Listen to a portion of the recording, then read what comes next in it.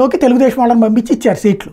అట్లా జనసేనలోకి అంతే ఇచ్చారు కదా, తెలుగుదేశం నుంచి భీమవరం కానీ అట్లాగా వాళ్ళకి కూడా తెలుగుదేశం నుంచి వచ్చిన వాళ్ళకి ఇచ్చారు కదా. అట్లాగే భారతీయ జనతా పార్టీకి సంబంధించిన 25-30 మందిని తీసుకుని షిండే దాంట్లో సీట్లు ఇవ్వాల్సి వచ్చింది. పార్టీ మార్చుకుని వాళ్ళందరూ బీజేపీ వాళ్లే, ఇతనికి అభ్యర్థులు లేరు అన్ని చోట్ల పోటీ చేయడానికి.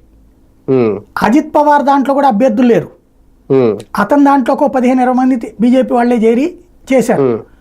ఇప్పుడు వాళ్ళు వాస్తవంగా ఎందుకు షిండే చివరికి తలొగ్గాడంటే, షిండే ఇప్పుడు ఆ గెలిచినటువంటి 50 మందిలో 20 మంది దాకా బీజేపీ వాళ్ళే ఉన్నారు, 15-20 మంది దాకా. రేపు పొద్దున ఇతను కనుక కాదంటే ఆ 20 మంది అటు మద్దతు ఇవ్వడానికి రెడీలో ఉన్నారు. నెంబర్ 1. నెంబర్ 2 వచ్చేటప్పటికి మిగతా 30 మంది రేపు పొద్దున మన పరిస్థితి ఏంటి, 5 ఏళ్ల పాటు మనం పక్కనే కూర్చుంటామా, ఇంకెట్ట మన జీవితం అని షిండే మీద ఒత్తిడి తెచ్చారు. కాబట్టి తగ్గాడు వెనక్కి. అతనికి ఏంటి, వాస్తవంగా ప్రజల దగ్గరికి ఎలాంటి యాంగిల్లో చెప్పుకెళ్ళాలి, తను పవర్ఫుల్ లీడర్ని అనేటటువంటి. తను చేసిన ఒక పెద్ద తప్పు ఏంటంటే 1500 రూపాయలు మహిళలకి ప్రతి నెల ఇచ్చే ఓ పథకాన్ని తెచ్చాడు. అది గెలవగానే షిండే ఓ ప్రచారం చేయించుకున్నాడు, ఈ పథకం ద్వారా లభించింది, ఆ పథకం షిండేదే అని.